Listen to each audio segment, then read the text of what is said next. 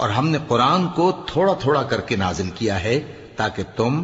لوگوں کو ٹھہر ٹھہر کر پڑھ کر سناؤ، اور ہم نے اس کو آہستہ آہستہ اتارا ہے۔ کہہ دو کہ تم اس پر ایمان لاؤ یا نہ لاؤ، یہ فی نفس ہی حق ہے۔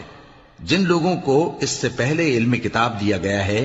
جب وہ ان کو پڑھ کر سنایا جاتا ہے تو وہ ٹھوڑیوں کے بل سجدے میں گر پڑتے ہیں اور کہتے ہیں کہ ہمارا پروردگار پاک ہے، بے شک ہمارے پروردگار کا وعدہ پورا ہو کر رہا، اور وہ ٹھوڑیوں کے بل گر پڑتے ہیں اور روتے جاتے ہیں، اور اس سے ان کو اور زیادہ عاجزی پیدا ہوتی ہے۔ کہہ دو کہ تم معبود برحق کو اللہ کے نام سے پکارو یا رحمان کے نام سے، جس نام سے پکارو اس کے سب نام اچھے ہیں،